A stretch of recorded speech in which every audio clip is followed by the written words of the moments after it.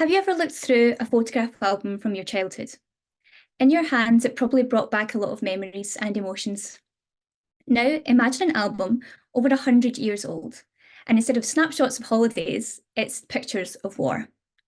My thesis prioritises the experiences of women in the First World War.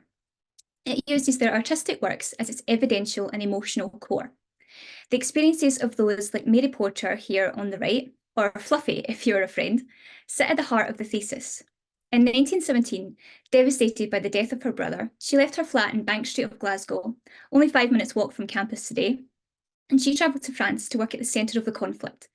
Women like her created albums which told their stories with themselves at the centre. My thesis is a study in close-up.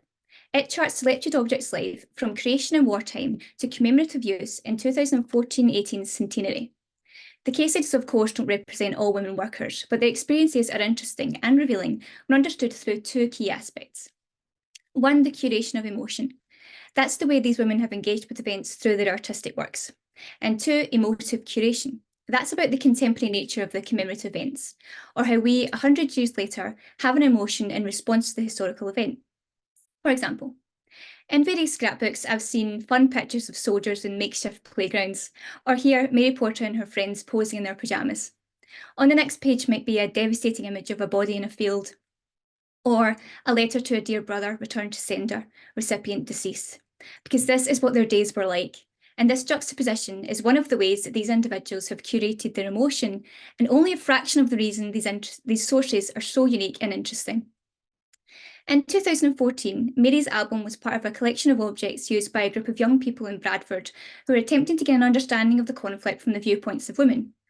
They picked out pictures such as this one that they related to because of its informal nature and depiction of friendship, and they recreated the narrative to form an educational publication called No Man's Land. And this is an example of emotive curation. My aim here is to expand the type of images of the historical women we see, and to showcase unusual in sources as important to discovering wider patterns from individuals' perspectives. The sources were created in a time of intense emotional restraint, where outward public expression was unaccepted. More recently, some feminist historians have been critical of the association of women with emotion because of its essentialising tendency.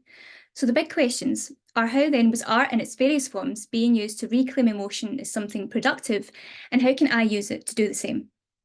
I'm sure in 1917, Mary Porter probably didn't expect her very personal, sometimes humorous and sentimental album would be the case study a doctoral thesis, but this, I think, is the biggest reason it makes a very good one. Thank you.